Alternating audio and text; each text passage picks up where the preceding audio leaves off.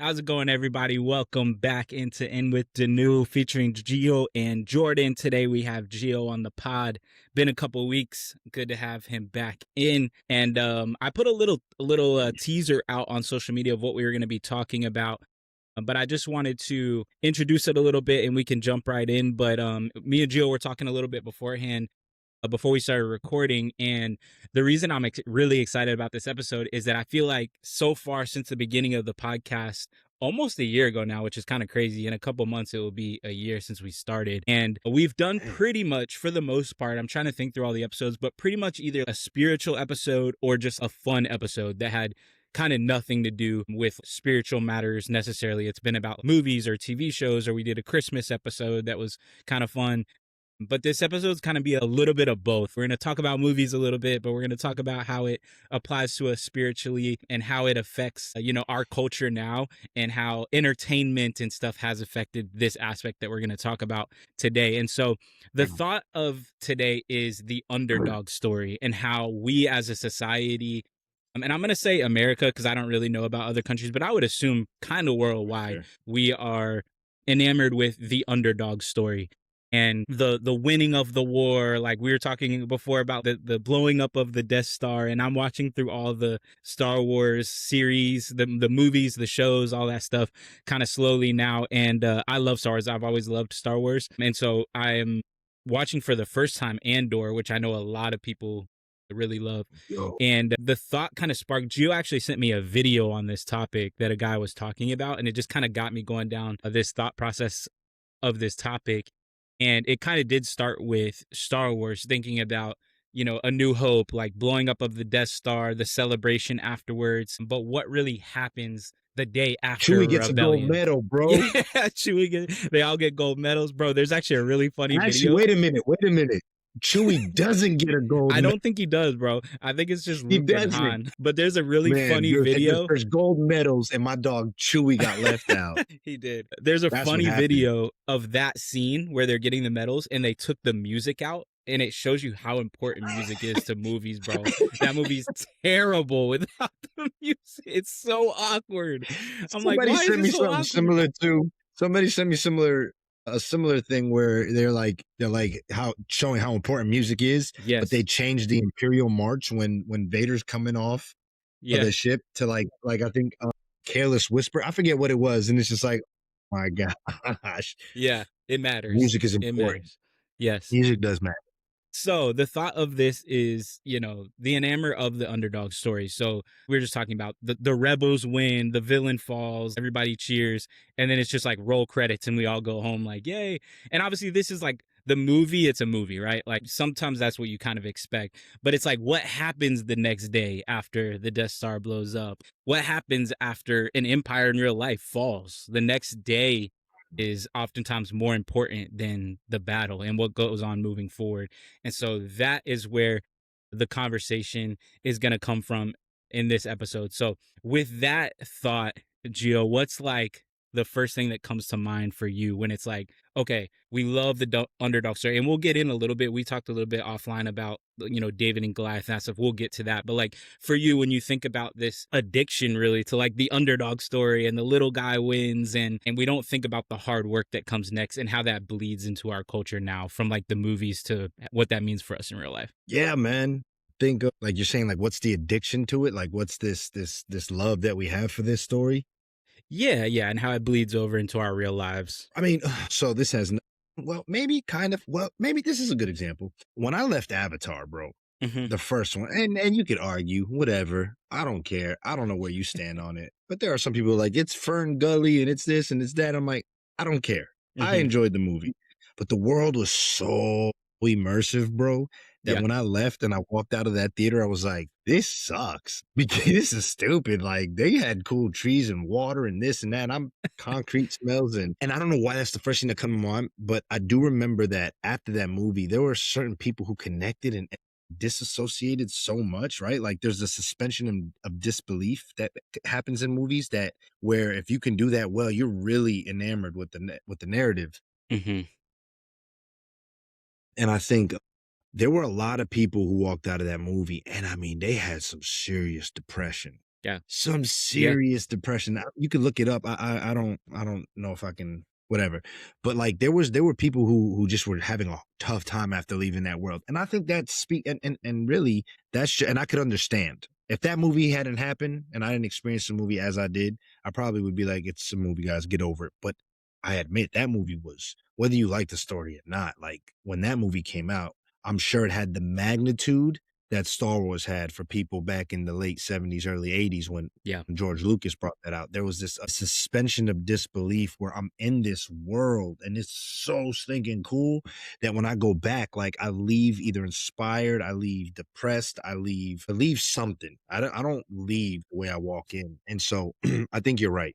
Yeah. Movies have the power. And before there were movies, there was, like I said, we're creatures of fellowship, so we could sit around in the dark and watch the same screen, right? That magic light, or we could sit around in tribes, bro, around the fire and listen to elders speak. There's something about these Yeah. narratives that have always resonated with us, and so I think when you talk about the underdog story or movies and going into the real world, I think it's in us, right? We're creatures of Yeah. fellowship. It's primal to connect with narrative that way. And I think as somebody who used to do film, no shot, unless you're guerrilla shooting and like when I was in college and like we're just going and we're just trying to make a movie. Oh, let's try this and let's do this and Yeah. we throw something together. It's like, oh, this is cool.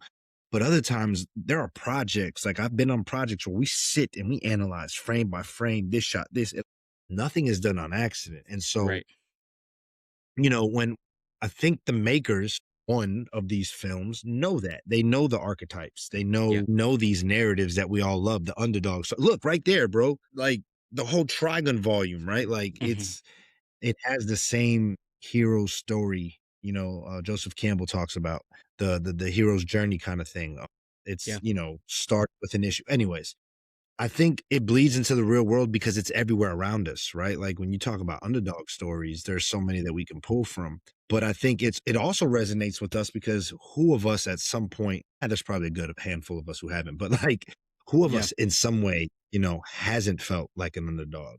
And again, I think that's intentional, right? These movies aren't done on accident. They're trying to draw, right? And sometimes they're even trying to take these sentiments that they know you would resonate with and put something else in there. So in terms of real world and bleeding over, yeah, I think it's a given because it's part of who Yeah. we are. Even Yeah. now, sitting here doing a podcast, it's a form of narration that pulls people in. Yep. I think so. Yeah, it's gonna bleed, man. But there's a fascination with it. I think because one, there's something innate in us that connects with that story for various reasons, and then it's also it's not accidental. It's intentional. When these Yeah. movies are made, they're trying to invoke a feeling, right? And so, Yeah. yeah, Yeah, yeah, no, I hear you. That's good. And I'm glad you went to this thought process of like when you enter a movie, the emotions that it brings out, whether good or bad, after you leave the movie because you're sucked into a world, right? In a lot of ways, I love it's done really movies. well. Yeah, Yeah, man. exactly. That can do that. That can make you feel even honestly, even books like when I read the Harry Potter books for the first time, like it feels like you're sucked into that world. So when you like close the book, it's So, like you can still see almost the world, you what know? what was one of the first times you remember that happening for you? Honestly, it might have been Harry Potter, but then also honestly, like now as a young adult in college and now, there's a lot of things in the Bible that does that for me. Because Oh, for for a long sure. time, one of my dreams, like because of what you're asking, so one of my, you know how that like when you're a young Christian or like when you're working with teens or whatever, it's like a lot of the question is like, what do you hope is in heaven, right? Like, what do you hope, you Mm, see, like, who's the first person you want to talk to, like that type of question. right, So right, my dream right, as a right. teen and in college was like I want to be able to like the sky or whatever the sky is like there to be like a movie screen and that we could be Big sucked screen and just into, watch everything. well, like we're there, like if we're there when Oh, I see like what you're saying. what I'm saying, like Jonathan is armor bearer, like walls of Jericho, like Yeah, to be there yeah. and smell the smells and feel the feel, and like that was like that was like one of my things, like Immersive. yeah, yeah, yeah. Immersive 3D. But I would say Harry Potter outside of the scriptures was probably the first time that I felt Sure. like sucked into a world reading, like just from reading Man, because I the think world building was for so me good. yeah, for me, I think the very first book that I remember reading, I've read a lot, but the very first one I remember reading and just was like, "Yo, this is crazy." My mom came home back in the day, like, Winn-Dixie had, like piles of books that you can I don't know, I remember her coming home from shopping one day, Yeah. and Goosebumps books were a thing, right? And she Yes. just like, Yep. "I saw it and I wanted to grab it." And so she grabbed me a Goosebump book, and I'll never forget, it's The Werewolf of Fever Swamp, bro.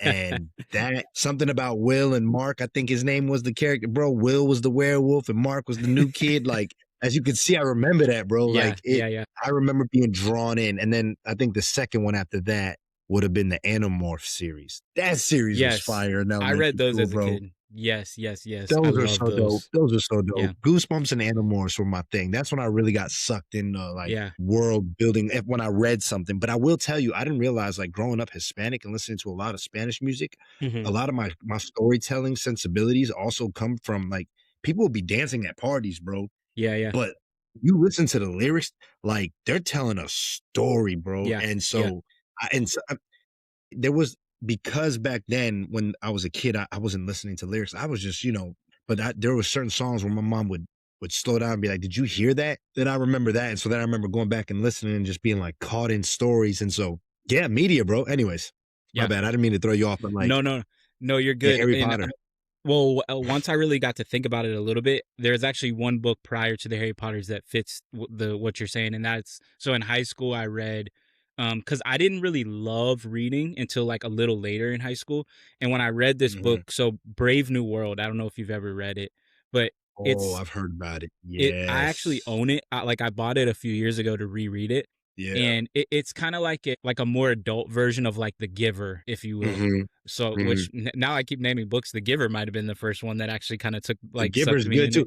it. Hey, Yeah, look, Shel Silverstein, yeah, yeah, where the sidewalk ends. yeah, I mean, like, I know we're going on a different tangent for a split second, but yeah. That's fine. it goes back to the larger point of, like, from the very beginning, we are saturated with somebody's with a story or with something that somebody's trying to give to us. So I think Yeah. going back to your point, I think sometimes we go in movies ready, willing, and accepting, Hmm. like, and I think that to go even a step further, like, and this is gonna circle us back to, like, what's the infatuation with it, but, like, if we even see a trailer or we hear about it or we read about it and we know it's a like an underdog story, like, we will Yeah, purposefully put ourselves in that situation and experience whatever it is they're trying to tell us because we yeah, that's a sensibility that they speak to. So I think that hadn't really thought about it like that. So yeah, man, I think that's crazy. yeah. Anyways, go ahead. Yeah, yeah, no.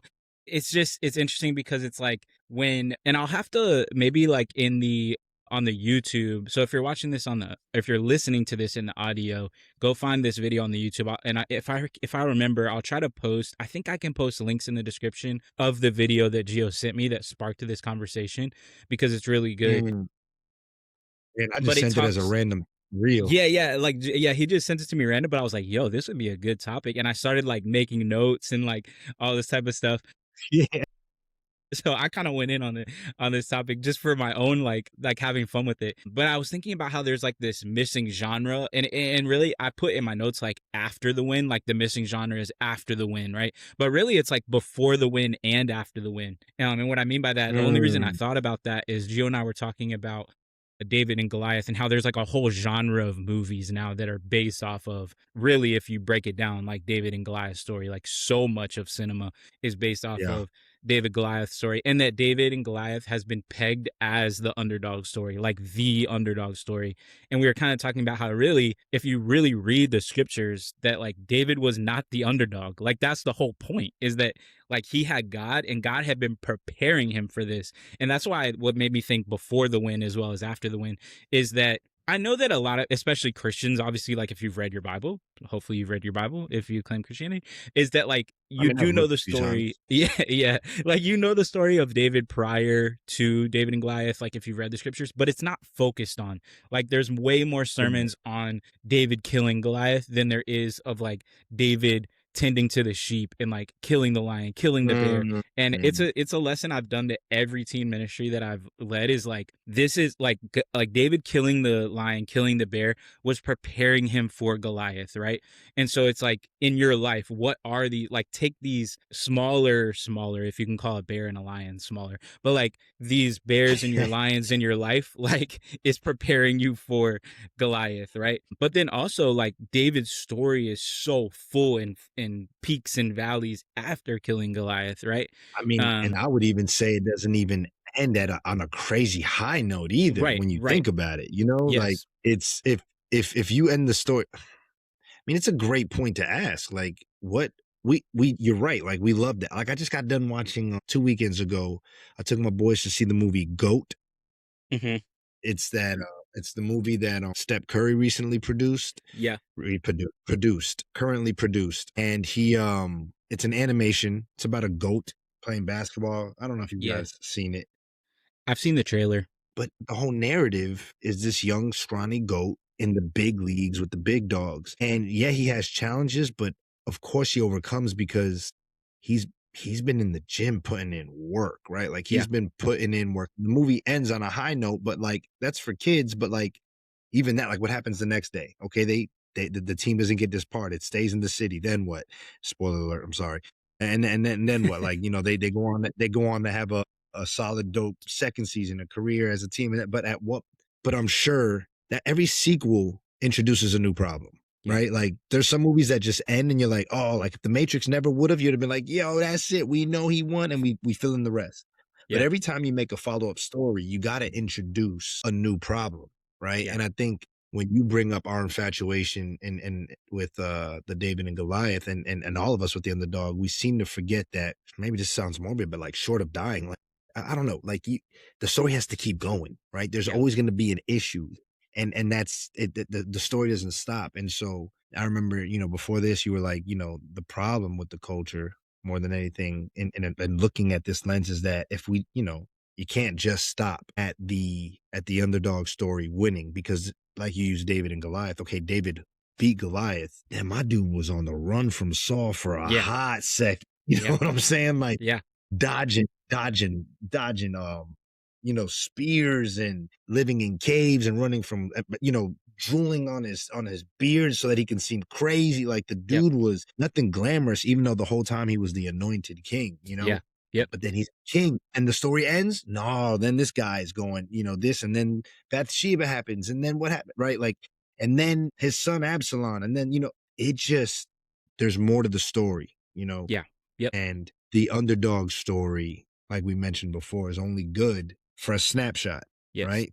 And I think what you were saying earlier, and then from what I understand, correct me if I'm wrong, is like you can't tell the underdog story without telling the next day. You can't tell like how you mentioned Moses going through the sea, but now they're in the Yeah. wilderness for 40 years, right? Yeah. Like, Yep. and the underdog story is a great, like, we're not here to poop on the underdog story, but like Right. it's incomplete if you don't mention that it remains incomplete, that the story doesn't, you have to keep going kind of thing. And now how that crosses over into real life, well, then I think Yeah. that makes for an interesting, like, you're talking like a sociological perspective on Yeah. why people. And before we go there really quick, what I want to make clear too is what Gio was saying a little bit here too, is that we're not saying like there's a reason why movies do the underdog story, because that snapshot is the exciting part and the fun part. So I'm not saying like what are movies doing, like that's not what I'm saying, because again, Yeah, like, yeah, why don't we see movies about building institutions, like restarting trust, repairing right. That doesn't economies? sell, Yeah. like, Right, that right. doesn't really sell. Yeah, It it's doesn't. slow, it's When is the sell? unsexy. Yeah, yeah. It's Right. complicated, like things like that, right? Like it doesn't fit like the blockbuster perspective. And I get that. That's why I'm not saying like movies should do this. I'm just saying how it bleeds in though too, because in real life you do have to know what comes next. Like you're saying, like Yeah. there's a reason, sure, why, and it's why if you're really in it, like Christianity, I mean, like if you're really in it, like there's a reason why people don't do well if all they do is go to church on Sunday, right? Because that is Man. the quote unquote underdog story, right? Like that is where you're like you hear the pithy statements and you hear the cool like references and And analogies woe and is stuff. us, the word that everybody doesn't like us, and Yeah, yeah. we're Yep. we are in an army, and and Yeah. and all sentiments that in context are not wrong, but it becomes force ourselves, and we shortchange ourselves as the type of underdogs that we are. We are underdogs Yes. visually, but not spiritually, right? Exactly. And it Exactly. matters. It matters. It does matter. And that's why, like you're saying, these movies are, but like there's nothing wrong with the movie as long as you understand that it's a movie. But when the Yeah, movie's trying to yeah. appeal to a sensibility and you start to bleed into these Mhm, spaces mhm. and you forget, like, because like you said, it's not sexy to Yeah, talk about the cleaning up after the war. That's not, nobody cares about that, yeah, right? It doesn't sell. Not even in the news. Nobody, like, it doesn't sell. And the point is to sell. And if they're selling something, they want to make money, but they're selling you something. And it's not just anything. They're trying to also yeah, sell you an idea or sedate you, or, like, again, as somebody who's been in the movie industry, like, it's not accidental, and there's nothing wrong with that. yeah, That's, some people craft for purpose, some people craft out of, there's nothing wrong with that. But I think what you're saying, if I'm understanding, is like we have to understand that there's more, right? yeah. Like, how we identify with it really matters.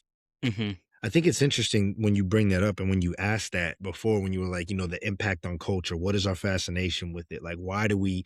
And I think you can't ask this question without literally looking at every form of media that, like Yeah, you said, have been bastardized or perverted. It's not the meat, it's not the gift itself that's wrong, but like how people use that to sell us. yeah, It's in the music, bro. It's in the politics right now. It's what we see happening right now. Who's the underdog? And there are people arguing who the real underdog is. And I think I like that you're asking this question, because as it does require a level of discernment and sitting still, especially from the Christian perspective. Like, yeah, how do we engage with this? Because, like you said, if we're just going to church on Sunday and we're like, I'm the underdog, right? Like, or like how you engage with this idea, I think you're asking, really sets a tone on how we interact and how we move forward as disciples. And I like that you're asking this and that you brought this up. And because at first when you brought it up, I'm like, it's just the underdog story, bro. But as we dig and as we really talk yeah. about this, like, you really can't approach this subject without seeing some patterns that Mhm. should cause you to ask questions, cause you to examine certain things. It's a fascinatingly simple and yet Yeah. layered. Yeah. Yeah, bro, because when I really started thinking about it, like, when I started taking notes and kinda diving deep, I was like, "Wow, this is a deeper." Because honestly, when I first threw out the idea of this topic, I was like, "Oh, it will be, like, fun," like, we'll talk about Star Wars, and we'll talk about Lord of the Rings, and we'll talk, which we can, but, like, when I really Yeah. started thinking about it, I'm like, "Man, this is," and I don't want this to be like I don't wanna be like a lot of people that just, like, bashes the generation that's younger than them. Like, that's not what I wanna do. But there's another topic that we're gonna do, I think, next time, that I don't want to bleed too much into. But because now everything is like tailored, and like there's not a lot Mm. that's new. It's just like has I become mean, with that's like the formula. streaming. Push, push, push, push, Yes, push, push, yes, push. Something lands. Okay, repeat that. yes, Right? yes. And we're Yeah. not gonna get into that yeah. Yeah, yeah. But like to go back to Star Wars for a second, like even when I was thinking about that, because again, this is just fresh on my mind because I've been watching through the series. But like take Luke Skywalker, who's like, looked at like, oh, the best Jedi, well, arguably the best Jedi ever, whatever, whatever. And it's like, okay, he was raised by his aunt and uncle, like he didn't never knew his parents, like lives on this cruddy planet that's just like a big desert, and they're farmers, and he wants to go be a part of the war right in the beginning, and his uncle's like, no, I need you here, and he's like, oh, this sucks, whatever. And then it's like all of a sudden this old man comes, and he's flying all over the galaxy, and he has this cool weapon, and Old it's like, space wizard. Yeah. Yeah. we kind of want that, like we want this old wizard Kenobi to come and like whisk us away, Gandalf? Oh. and like just whisk us. Dumbledore? You could say Gandalf, Dumbledore, like to whisk us away from this hard life that we have, and then all of a sudden, like Mhm. we're flying across the galaxy, and we have cool weapons, whatever that means to Yeah. us now in our culture, and we don't prioritize. And I love that you brought out David and his story, after, because I think what we have a hard time in our lives, but then also it's like finding beauty in the mud of life. And I think like for Mm. me, I've come to love the story more about David like hiding out, and then when he sneaks up on Saul and cuts a piece of his robe off to show like, I could have killed you, but you are anointed by God, so I didn't.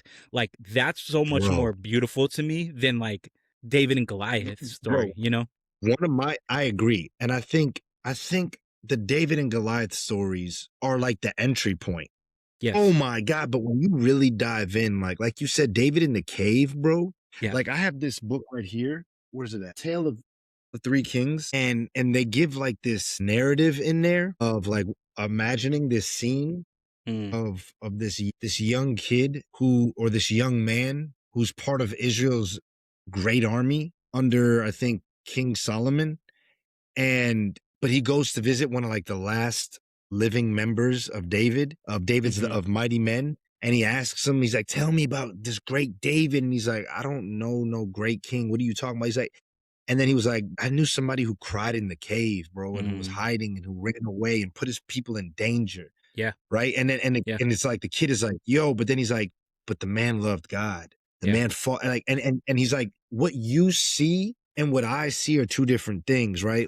You guys know the David that killed Goliath. I know the David that we sat there and we marched with him as his son took the throne, and they were throwing rocks at him. Yeah. And I remember that his man saying, let me cut him, let me this guy." And he's like, "Nah, let him be. If the Lord told him to throw rocks and curse me, then like David never fought for the kingdom. It was given to him, it was taken. But we like the story. The one time he fought where he really stood up, we like that story. But the story of him crying in the caves, cutting off Saul and letting Saul go while he's relieving himself. Those are harder stories to digest. Yet Yes. without those stories, the Goliath story really doesn't matter. But I also wonder if you look at this from the perspective of the Israelites or of like the ancient Hebrews who are around for this after this and throughout Jesus's time, would they be the ones to quote David and Goliath? Like, was that like their Mm. their pop culture reference, right? Or Yeah. did they also remember his Psalms, which is what they quote a lot? Like they Yeah. remember their patriarchs differently. And so I think we probably it'd be good to ask now that I've never asked this before, but is the David and Goliath story an American pop fiction the Mm. way Paul Bunyan is, right? Like that's the Mm. Bible study we tell. And we also tell about Noah and the ark, but we don't talk about him getting drunk and his daughters laying with him because they Right. didn't think they would be married. Like we don't talk about that. We talk about just up until a certain point. And I'm not saying we don't talk about that. But I'm saying, I guess now as you talk about it, like we have to be careful who feeds us what narrative. And the underdog story is Yeah. cool, but David and Goliath can't just be the only thing you know about him. Because if you do, you have a very incomplete. You'd understand why he's a man after God's own heart, Yeah. and you'd have a different view, and you'd live a certain way. But then when you look at the other stuff, you're like, well, how is he a man after God's own heart? And then that says a different picture. And then what that does is it releases us from having to feel like we need to be heroes. We love that story because we connect with the underdog and we in turn want to be that hero.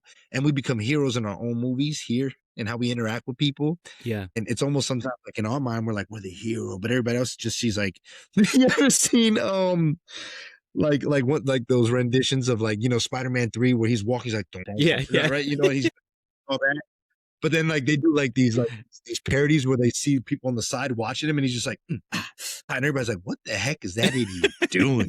Yeah. Yeah. Right? Yeah. Like, Yeah. Yeah. and I think to a lesser degree, that's us because we think Yeah. we're the heroes in life. We're the center of the story rather than a cross section with somebody else. How we interact with these stories really, really does matter. And so when you bring up the underdog story, when you bring up David and Goliath, why so many maybe American Christians know that story, think I think it's part of maybe I could be wrong. This is conjecture because we didn't plan this, but I wonder if it's just American mythos, right? Like Mm. we take over here, we take bits and pieces, like the Pocahontas story, but Yeah. like Yep.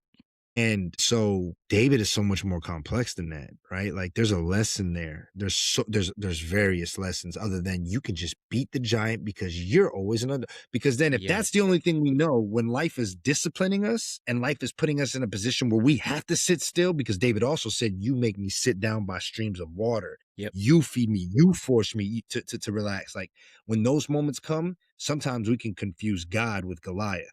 And Yeah. now we're fighting it because Yes. Yeah. I'm the underdog, and God's like, "You don't get it, dummy. Yeah. That's not this right here." Yeah. Right? And so the danger of interacting with these stories and having pop culture reinforce it is we don't leave room for the fact, like I said earlier, that we could probably be a Goliath in somebody else's story. Yeah. We could Yep. probably be the thing, and God forbid, no, never us. It's always Yeah. Yeah. Yeah, man. Yeah, I love this conversation because, like, I think, like, what I'm catching from I all this always is that planned. I had no idea where the conversation was gonna go. That's kind of why I wanted to be somewhat like organic because like I have some notes, He but like gave me no notes. we've barely touched what like my notes at all, bro, to be honest with you. And it's better than like anything I have typed out. But like something that I'm kind of catching is that like we kind of romanticize like the collapse of what we deem evil opposed to like the rebuilding Yeah, process. You know what I mean? Because bro, honestly, right. something that sparked while And you were even talking. David said, "Do not gloat when your enemies." Oh, this Yes, is like yes, yes. okay. Yes. Yeah, there's layers. Something that Go ahead. popped in my mind when you were sharing was that so a couple years ago I was rewatching. Have you ever watched Band of Brothers? It was like the HBO. Shout out to Joseph Porter, man. He'd been trying to get me to watch that with him for so long, and I'm like, I'm gonna hard pass on that because that just doesn't look remotely interesting. It doesn't look quote unquote sexy. Yeah. I don't know. It's just oh, but I've been told a million times by several different people, and you're another one. So clearly, I it's think something I need to watch. I think you'd like But it to answer, no, actually. I haven't seen it. I think Yeah, you'd like it actually. but the fact that you and everybody else keeps asking me about it, it's like maybe it's something I will like because Yeah. there's been zero interest. It's interesting because so there's an aspect. So obviously it's about World War II, and it's about this company in the army, and it's just walking through like the World War II. But towards the end of the show, and I had seen it before, but I was like maybe I didn't watch it all the way through, or it just didn't catch me the same way. But something I never thought about, and I promise this connects to what we're talking about. Something I never thought about I'm here, bro. till I rewatched Band of Brothers. It's towards the end, like the war is pretty much won, but they're kind of going through towns and villages and just kind of liberating, making sure. And this is like when Hitler's like in hiding at this point. And so Mm, basically, something I never thought about till I was rewatching is this company of men. They're kind of walking in, and it's lighter. They're like joking, whatever, and they come across a concentration camp that like was abandoned, but all the people were still locked inside the yeah. gates, right? And so they're winding up, and they're like, "What is this? Like, what is this?" And I never thought about the fact that the soldiers fighting in the war didn't even really know the extent of what was happening to the Jews. Like they knew that they Mm, were like killing Jews and stuff like that, but they didn't know anything about the concentration camps till they stumbled across one. And it was such a deep scene because they had one guy who spoke the language. And so the one American soldier that came up and he was talking to the men and women in the concentration camp, and he's realizing what it was, and he's like getting emotional. And the scene is crazy, bro, because they have to figure out what to do with these people, and they're not sure still, like, what is this exactly. So basically they open it, and it's like horrific what they find, but then they have to like leave them there and like reclose it to figure out like what do we do like with these people kind of thing. And the guy's trying to explain to them like, we're gonna like we're coming back for you, but these people like want to be.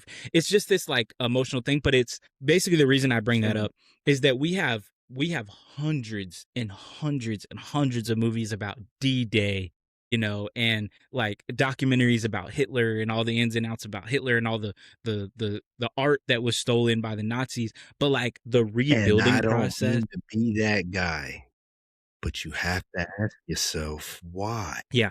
Yes. Yeah. There are reasons for this. There are Yes. reasons for this. And if the reason and sometimes I wonder, this is just a whole nother side note, but sometimes the more horrific the things they're feeding you, it's gotta be to sidetrack you from the horrific things they don't want you to see, right? Like there Yeah. are Yes. reasons for this.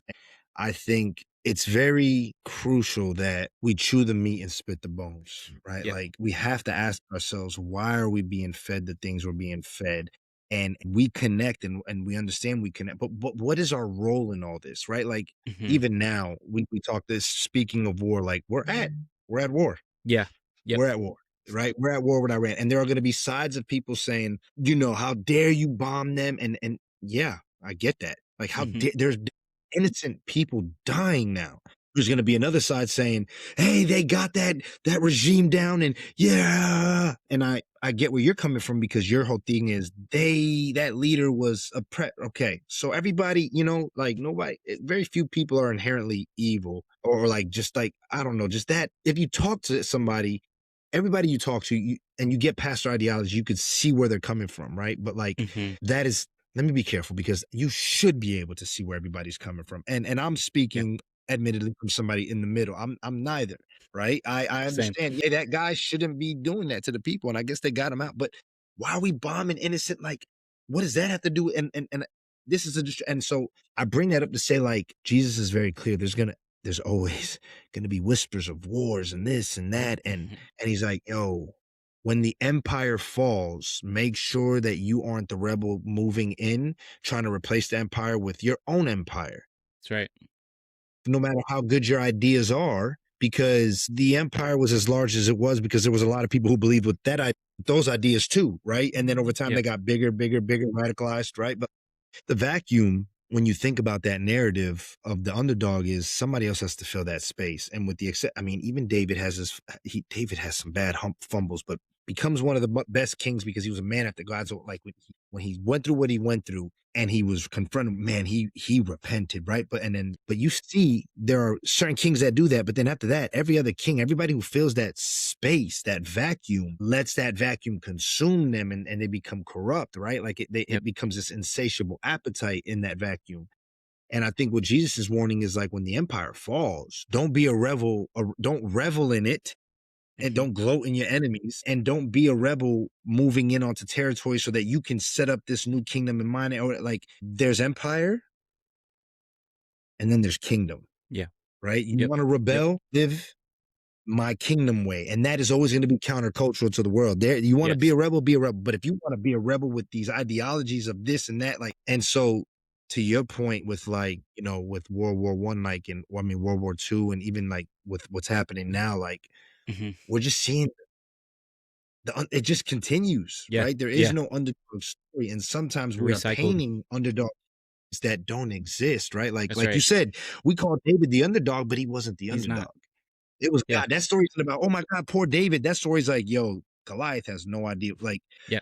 There's a reason he was I so don't know. confident, you know? Yeah. And Without so God, he would have been the underdog, to be clear. Like, to be yeah. clear, but with God, he said, I mean, David told him, like, I'm gonna feed you. Like, I'm gonna feed and I'm gonna chop your head off, bro. Yeah. Like, Yeah. but to your point, like, interacting with these narratives, whether it be through cinema, whether like you bring up David and Goliath, because you don't have to be spiritual or a Yeah. Christian at all to bring that story up and be like, I like the story, I like the meaning of it, Yep. right? But it's not just this abstract thing, and it's not an underdog story. And we love a good underdog story. There's nothing wrong with that, but like from the Christian perspective, we actually aren't the underdogs Yep. at all. But if we limit ourselves to thinking like that, then we limit God, and God is like, what are you talking about? And so Mhm. then because we think that way, it's easy for us to associate with the left or with the right, Yeah. and try to push, and that's where we get really convoluted, and that's where it happens so like nefariously that we buy into these ideas. And I mean, I think it's very clear, and I'm not trying to make a point here, but like salt water and fresh water cannot mix. Mhm. Like what business do they have? What business does light have with dark? And so us in these underdog stories, how we interact with it as Christians, because that's the perspective that you initiated this with, Yeah. have to remember that, nothing is impossible with God. Yeah. So appreciate the narrative for what it is, but like be careful, because you're right. If you don't know World War II, and you don't know everything after that, and what our government did with that information afterwards, if you don't know it as a whole, and you just slice the pie and stay there, like, we won the war and we beat those bad guys. But like Hitler Mhm. got a lot of his methods from us. Mhm. Like he got a lot of methods and things that he did to people with eugenics and all. And Yep. so it's so crucial to know the whole story, because if you don't, and you accept that sliver of history, man, it's sold to you packaged in such a way where enough times you're going to be radicalized one way or the other. and Yeah. and that's where the people who sell this stuff kind of want you. And Jesus Yeah. is like, I don't want you. Have nothing, and neither, Yeah. right? Like, give the Yep. Caesars what the Caesars, and then give the rest to God. Yeah. And I love that I'm glad you went there with this, because one of my thought process that I had when I was working on all this was, okay, what about now? Like, right, we started with Star Wars and just hypothetically, like, after the Death Star blew up, what happened? But like, okay, let's take now. Like, I'm glad you brought it to now, because okay, like, and I don't want this to be like political, because Gio and I are very in lockstep politically. Like, we're right in the middle. I can understand things from both sides. I think both sides are evil. I think both sides have truth and both sides lie, kind of thing. And so, and I think as Christians, and as I always say, I'm not telling you don't vote. I'm not telling you don't fight for things that you truly believe are going to make the world better or help people that are vulnerable. Like, if that's what you think, amen. Um, but hypothetically, and I think this is what, like, and Gio can disagree if he wants, but I think he'll agree with this, is that, like, from a Christian perspective, hypothetically, Thanos snap and the entire government is gone tomorrow. Like, okay, now what? You know what I'm saying? Like, now what? Because like last week's episode, or 2 weeks ago, 2 weeks ago episode, Jordan and I did a Christian perspective of all this stuff with Epstein, like the files and all this stuff, because I went down a rabbit hole with it, and I kind of had to stop myself, and like I wanted to put a spiritual perspective, and it's really strengthened my idea, my thought of like the spiritual world. Like, this stuff is evil, bro. Like, this was Yeah. demonic, like Yeah. Molech type stuff, um, kind Yes. of thing. But anyways, like, with that thought, Jordan read a passage from Psalms that was beautiful for this topic we're talking about, but for the Epstein stuff too, that talked about, I'm gonna butcher it a little bit, but you'll get the meat of it, is that it talks about like asking God like what to give you. And he was like, don't give me too much that I will think I don't need God, but don't give Mm, me too little to where I'll have to like steal to like provide my family. It's like, yeah. just give me my daily bread, is basically like, right. Yeah. And so when the reason I bring that up is that, again, hypothetically, snap, the government's gone tomorrow. Okay. People that like us, like regular Joes, like are like, oh, like I would step up, I would step in. Okay. As soon as you get the money and power, you're gonna abuse it too. Like, you know what I mean? Like, they're gonna abuse it too.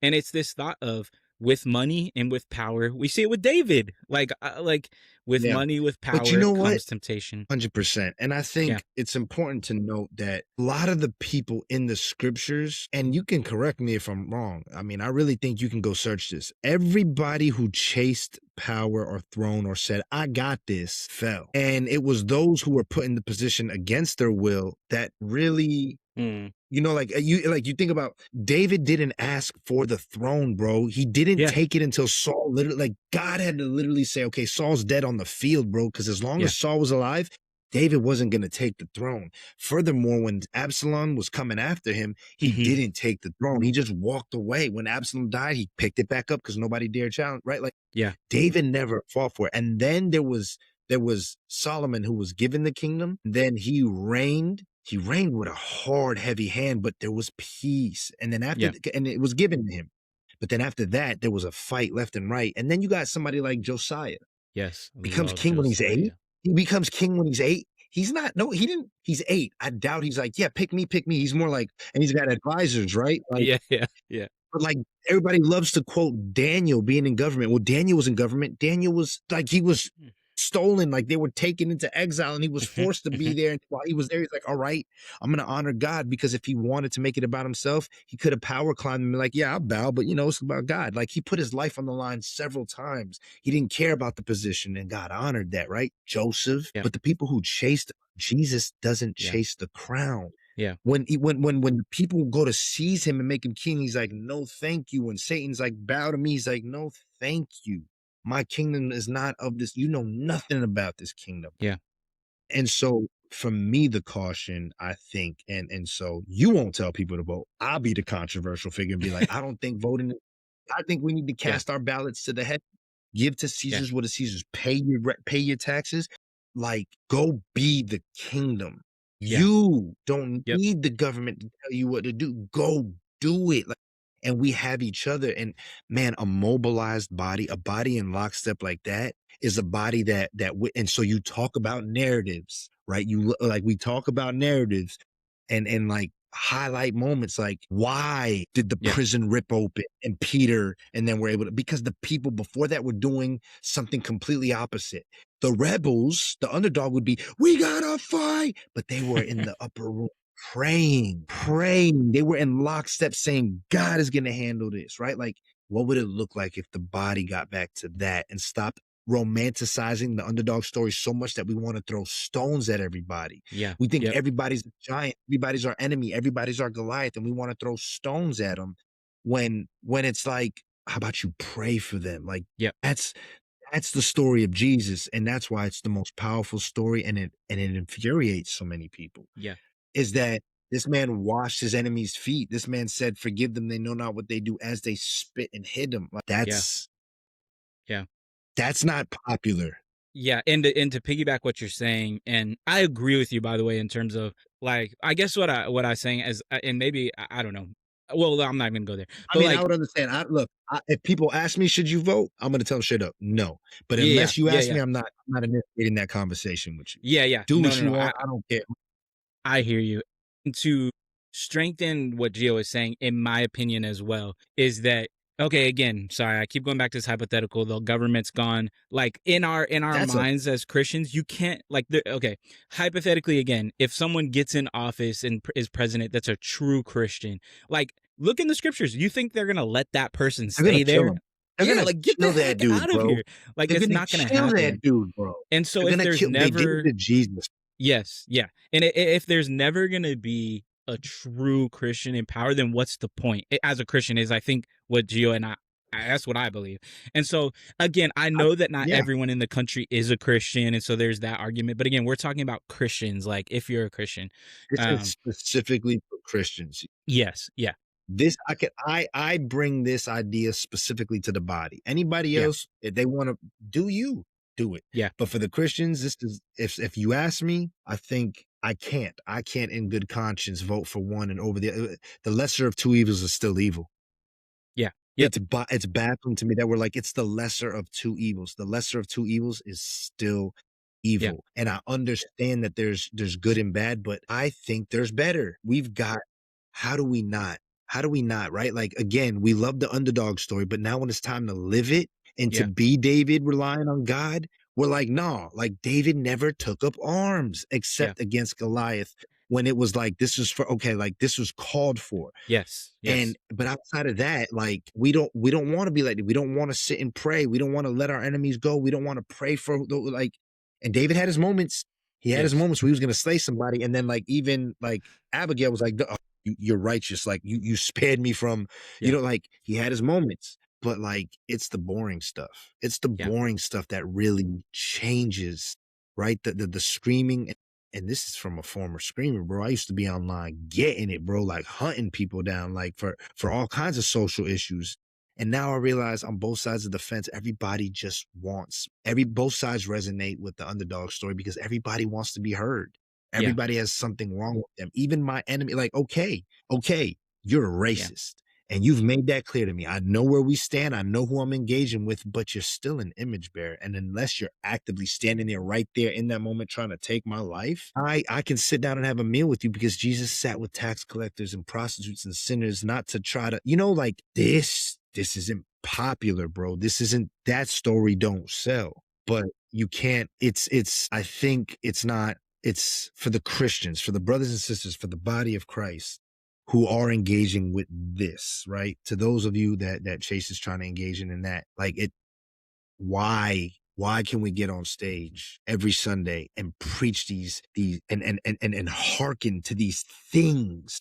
And then, Mhm. like you said, if we leave and then we get in our car and we think, or like it's if we believe this, man, we're sitting on a power, bro. Not to shape the world how we want to, but to introduce the world to something so much more full of hope and grace and mercy. Yep. And it never works when we try to do it ourselves. It never Yep. works when we try to insert ourselves into those positions. Yep. Yep. And to that point, like to to bring it back to the point, but continuing this side of the conversation is that like what I'm like getting from this whole conversation is that like we've kind of brought up like Exodus leaving of Egypt is like dramatic or whatever. Then you have the wilderness and the law and the community building. That's like long and boring and unsexy. But then bringing it to Jesus, like what we're talking about now is like the crucifixion is the climax of Christianity and the resurrection is victorious. And by the way, obviously, like that's the basis of our faith is Obviously, death, resurrection.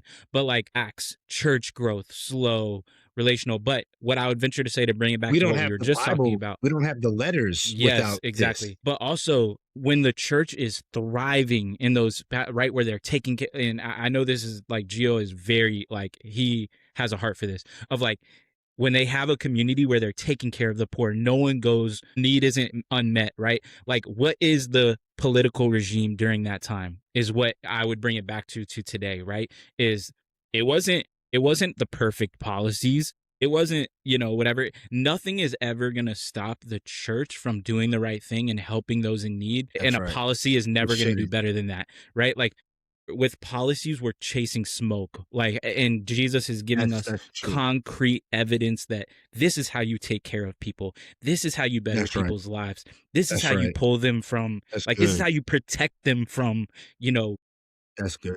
racism and Yeah. sexism and all these things that you're trying to chase policies for to stop racism. Like you're expecting evil people to solve like spiritual problems, and it's just never going to Right. happen. I mean, And so I think Paul that's is the very yeah. Go Paul is sorry. Go ahead. Go adamant ahead. about that. Yes. Paul is adamant about that when he talks about like because then it influences us, and you see evidence of that in Corinthians, where he's like, "You guys take each other to court. You should be I say this to your shame. Like you guys are suing one another. Like are you kidding me? And not only that, but you're bringing these matters that should be brought before one another for ungodly men to judge you by ungodly standards. You Yep. guys have the answer. Do you not know?" And then he goes on to say, like, we're going to judge angels one day. Do you not know that you guys are capable of handling this amongst yourself? And but you make a mockery of what we got to them. Paul is adamant about that.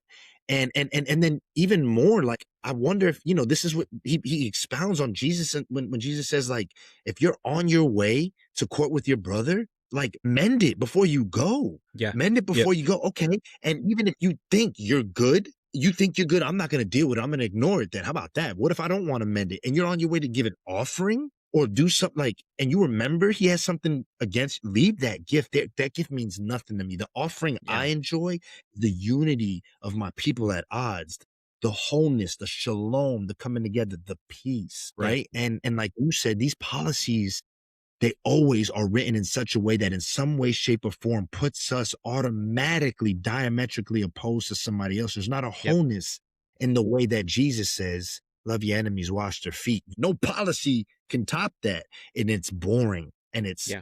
it's insulting. Why would I do that for him? Don't you know? I think Jesus does know. That's why he gives Yeah. the Yeah. parable of the prodigal son with the two brothers, right? Yeah. And that's why he talks about the plank in your eye and the wood. He's like, y'all need to stop squabbling. I get it. There are ways to deal with conflict. Conflict is very real, but how we deal with them matters. And Mm-hmm. like you said, Mm-hmm. that's such a powerful point. No policy. Jesus already gave us the answer on how to Yep. do these things. He showed us first, then he gave us an answer. And when people were struggling along the way trying to figure it out, you got these letters written by the apostles and different followers to remind people of Yep. these things. That's what that stuff is for, to remind us how to live in a unity, a culture of unity, and a community of unity.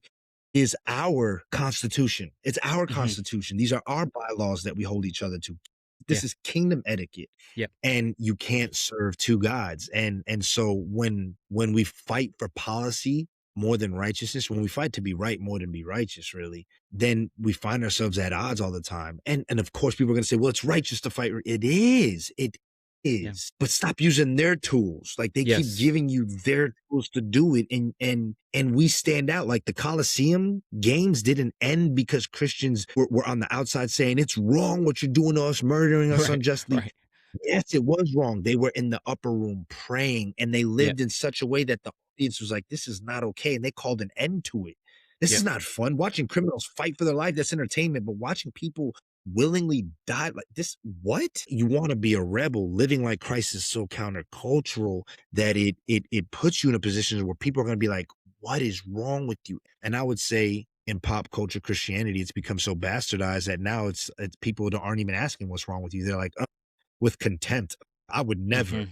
The righteous thing would be to fight back. And you're like, yes, it would, but Yeah. not all fighting looks the same, you Yep. know? And Yep. that's convicting for me, bro, because just yesterday I almost got into a fight with another parent at my son's soccer game. Like over high, I mean, because I felt the need to protect myself. There was high Yeah. tension. The kids were fouling. There was this, there was that. There was one kid who was like, he was talking junk to the parents on our side, and we were like, hold up, you need to be respectful now, and then, like, at the end, I thought, like, one of the dads and the moms were pointing at me, but I was on the other side of the fence talking to somebody, and I saw them pointing, and I was like, "You need something? You pointing at me?" And he was like, "No, I'm pointing at my son." And I was like, "Okay." He's like, "Yeah, if I was pointing, I'd point at you." And I'm like, "Hold on, man. I'm just saying. I'm just asking the question." I didn't back down. I didn't. I could have done better, bro. I talked Yeah. back. I Yeah. didn't cuss him out or anything, but I talked back, bro. I was like, Hmm. I let him know, like, I ain't scared. It was a confusion. I asked you a question, but yo, calm down, bro. Like, you got the right one. I don't care if you're one or two or three. Like, I don't, like I found myself engaging Yeah. because Yeah. when you're the center of the story and you forget the bigger story, Yeah. then the way that you engage with what you think is not right, it doesn't come out right, and it's Yes. convicting, and this is so timely because I was thinking about that slip up yesterday and how I've done so much to stay away from that and have been, like, I do Yeah. jujitsu and I don't even get that angry, but, like, the idea of, like, that is not the anger of man doesn't produce the righteousness of God. Yeah. Yep. Like, there's a way that we interact with these underdog stories, and the reason why is, since you wanna bring up David and Goliath, is this man was dishonoring God, not David. Yes. David took Yeah. every insult, Yeah. but the dishonoring of God, David stood up and Yep. met it and challenged it head on for the context of that time. Not Yeah. everybody needs to be killed with a stone, Right. Right. but when Right. you're honoring God, like, he took that very serious, and Yes. most of the time, we take David's story as disrespect to us and permission to fight giants, and it's like, you're missing the whole point of that quote unquote "underdog story." It wasn't an Yes. underdog story. It was a reminder of watch your mouth and have some reverence, right? It wasn't Yes. just talking bad about God. He was like, but again, there was a context for that. There are gonna be people who talk bad about God now, so this is not permission for you to go fight them. There's a time and place. Yes. And that's one story out of dozens of others of David turning the other cheek or running away or Yeah. crying. Yep. Yeah, man. Yeah, man.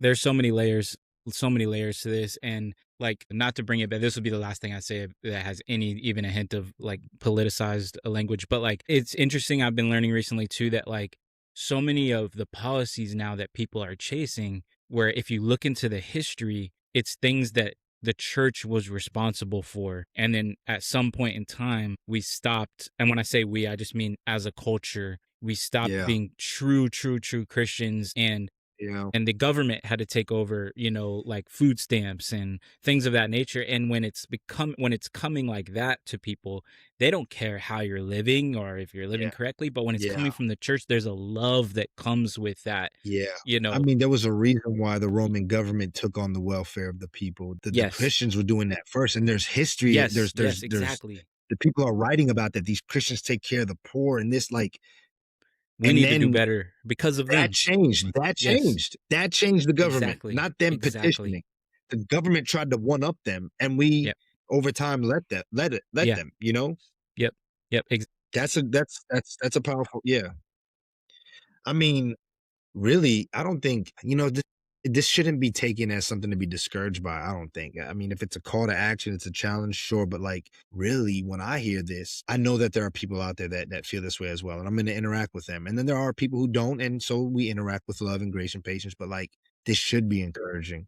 This should be encouraging because, like, again, we're talking about, like, I remember Steve and I were discussing, this situation that Francis Chan talks about, Hmm. where they said that, they wanted to do this outreach program, and they were like, "We wanna have this much meat for giving away and sell or whatever," and Francis was like, "This is the day that we're gonna announce it and do it," but when the time came to plan it, their whole idea was, "We're not gonna plan it where we're gonna get the meat. We're gonna trust that God is gonna provide the meat." Mm. I mean, like, that's crazy. That's Yeah. crazy, and he talks about how, like, it was the day before the event, and they still didn't know what to do, but they got a call that night from, like, a local meat, like, supply store that was calling different nonprofit locations around the area saying, "Hey, our freezers went down, and we gotta give this stuff away." Yeah. And now Wow. they have all that they need to supply, right? Like, you see what that did and what that invoked in you? That's powerful. Yeah. But I'm pretty sure Francis Chan got to that place because he read what was in the scriptures and said, "Why just them?" Like, we have Yeah. access to that. Yeah. And so now we listen to Francis Chan and we're like, "Man, that's so cool." But secondhand faith is so dangerous. It's so dangerous. So to just look at David and Goliath and be like, "Look at what David did," and to have a distorted faith in response where it's like, God can do that for us too when it's for his glory. Yeah. But he's not a holy ATM. It's not like this ticket you stamp to receive, and, like, who we have and who we are in relationship with. Man, I don't want to hear Francis. I don't want to live off of Francis Chan's stories. Like, I want to Yeah. chase Yeah. God with that level of faith and trust. And I know that it's going to come with a lot of pain and worry. And And I've got my own story in Yeah. this season on how I've experienced bits and pieces of that. And the truth is, if we miss the gift giver and why these stories matter, then we're just gonna be like the Israelites and everybody else. It didn't matter Yeah. that the Sea split. When we're brought to the next challenge to grow, we're gonna grumble and complain and That's doubt right. and test God. You know what I'm saying? Yep. We're not going to trust him. How do you go from seeing the sea split to say, you brought us out here to die, and then food was given to you, water is spilled out of a rock, and you still question, right? Yeah. Like, and I think that's why, to go way left, it's why we like nature. It's why we like mountains. It takes Yep. time for this majesty to happen. And so we got to let the process work. Yeah. But we Yep. want that story now. And every time we get that one, it's like a hit and it's not enough, which is why those movies are going to keep selling because we live Yes. Yep. vicariously through them. It's why these stories are going to continue to sell Yep. because we're never content with it so much that when it's the off season, Yes.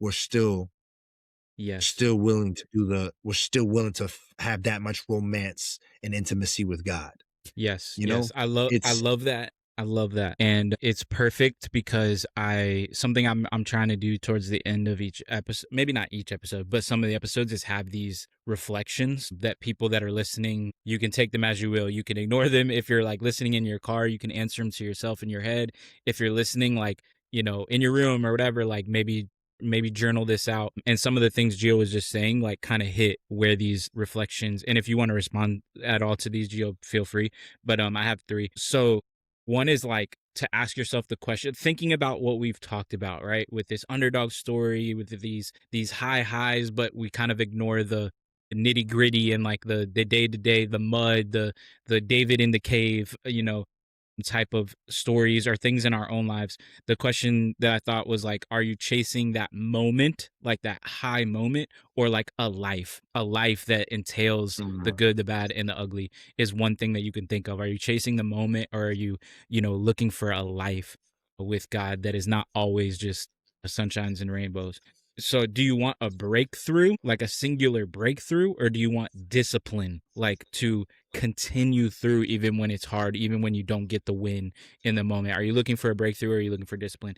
And then lastly, would you still follow a God or the calling that he's giving you if there wasn't dramatic wins, if there was never a dramatic win, right? If it's just a life of like Job, where he's just like constantly in toil, would you follow God if that was the case? And that's something I've asked myself a lot throughout my life. Like, I'm like, man, like, a lot of times in my life, I'm like, okay, this is going cool. This is going cool. Boom, like valley. This is going cool. This is going cool. Valley. Like, And so I yeah. think that that's life, though. And that's like, what the underdog story that we're talking about lots of times does bleed into our life where we just want these dramatic wins, and we want it to come to us easy. But, a couple episodes ago, I can't even remember what the context was, but I was just kind of talking about how lots of times, as Christians, we're building something, and especially in the scriptures, you see this, is they're building something that they knew they were never going to get to see, right? Like, there's so many things they were building for the church and for God's kingdom that they weren't going to get to witness with their own eyes.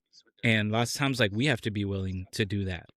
There's things that we're fighting for in our lives, people that we're fighting for in our lives. Like maybe we never get to see that breakthrough, but it happens after our lifetime. And we've been able to be a part of that story in the early stages or in the middle stages, but we don't get to see the final product. And not lots of times it doesn't mean you passed away, but maybe you move away, before like the church really has this boom, or this person that you were studying with doesn't get it. And then you move away and they get it and they get baptized or whatever. Like being okay being a part of the journey and not getting to see or be Mhm. fully a part of the breakthrough or dramatic moment that we're talking about, right? Like again, hypothetically, like the person that taught David how to use the slingshot, right? Like were they back there like, I taught him how to do that. I taught him how to do that. I'm kind of, what I'm saying? Like he gets the glory. I taught him how to do that kind of thing. Yeah, Like yeah. that, we have to be okay just being a role player. We have to be okay being a side actor in the story a lot of times and give glory to God, and that nothing is possible without God. So, do you have any closing thoughts before we head out? No, I think that's good, man. Yeah. Those are good questions to reflect. I remember somebody once asked me the question. They didn't ask me. They were saying they asked themselves this often.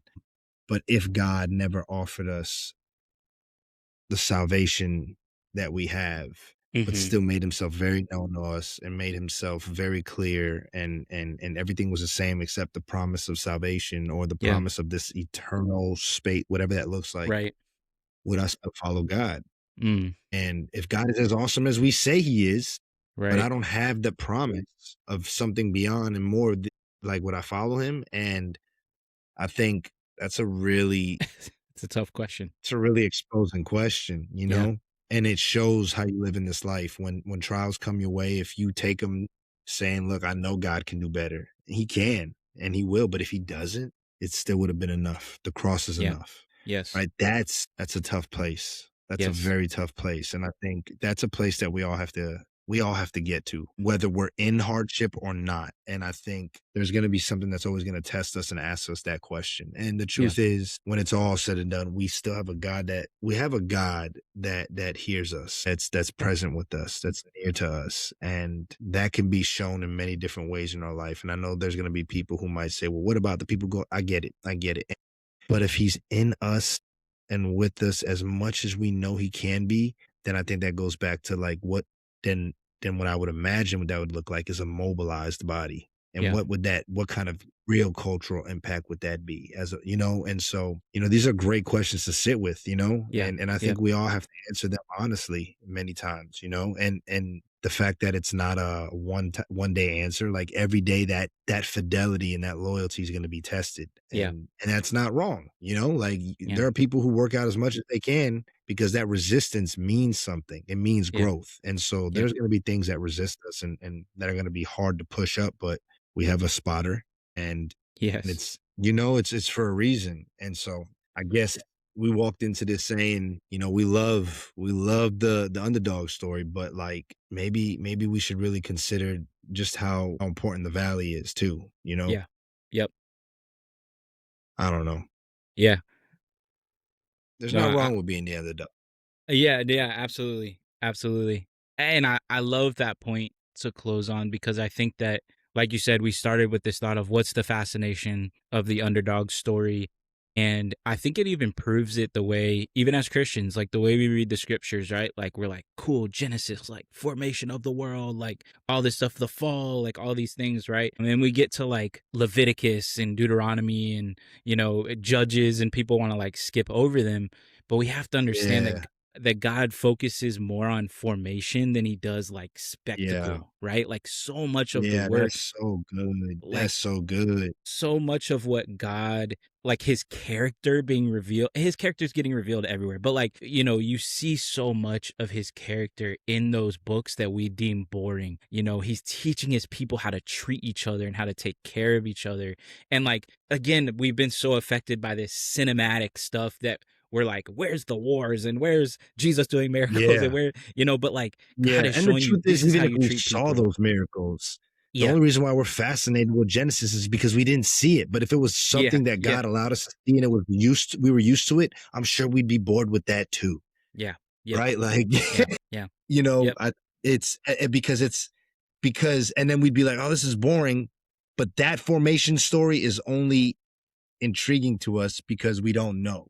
But Yes. the rest of the scriptures where he's building, forming something, fashioning, Yeah. we don't like it. And Yep. it's so because it's not spectacle. And the Yeah. creation, like you said, that's such a good point. The creation is spectacle because it's still mysterious to us. But once it's no Yes. longer mysterious, it loses the spectacle, like the nature of being like fascinating. And now Yeah. we're stuck with the nitty gritty of formation, and we're like, I don't like that. And it's like, but God loves that. God Yes. loves that. And if we fall in love with that too, man, that's Yes. a challenge, bro. That's good, Yeah. but it's yeah, Yeah. good stuff, man. So yeah, so if y'all take anything from this, it would be to really think about, like Gio said, like living in the valley and post, like it is, again, like we said at the beginning, this isn't an anti underdog, it's post underdog. Like what happens after you Mhm. have that big victory? What happens after you have that big breakthrough and then something goes wrong and you have to like figure out life and figure out what comes next and have those disciplines, have that life, not just a moment. And so, as always, please like, comment, subscribe. If you have something that you love that you want to share with us, let us know. If you have something that you disagree with, DM us if you know me or Gio or Jordan. Contact us personally if you have something that you're wrestling with something that we said. We want to be humble people as well. We feel strongly about the thing. Like, as you can tell, like when we talk, me and Gio feel strongly about many things, but we want to be people that are open to hearing people's perspectives and having open dialogue. And I was having a conversation. Sorry, I don't want to keep going super long, but I was just having a You're good, conversation. bro. I was just having a conversation yesterday where it was like, we were talking about, like when you're growing up, there's people that just are naturally a little bit more like socially awkward or whatever. And I've tried to do my best to really put people that feel hurt, because we were actually talking about someone, you and I, Gio, recently, that we were like, yeah, like I've had a weird run in with this guy. And you were like, yeah, I had a weird run in with this guy too. And I really have to be like, man, like these people were hurt in some way. And I'm not necessarily excusing some like actions that have happened or whatever, Sure. but like just kind of knowing like, man, everyone's going through their valley. Everyone's going through like these peaks and valleys of their lives. And so we want to be people that are open, that want to hear people's perspective and have dialogue. And so if there is something that has been said that you're confused about or maybe even like hurt about, like that is not my goal. I don't want anyone to feel hurt or put down by anything that we have to say. And I'm not necessarily even saying like that will change my opinion on something, but I want to have an open dialogue about it. And so as always, if there's something that you feel strongly about that I've said, and I don't want to like put Gio or Jordan on the spot, but like if for me specifically, I'll speak for myself, that if you have something that I have done, or I'm open. I did a solo episode, and at the end, I was, and I genuinely mean this, is like anything. I don't even mean just on the podcast, in our lives. If I know you and there's something that's on your heart, come to us with it, and we want to talk it out. But we love you guys, and as Jordan always says, we out.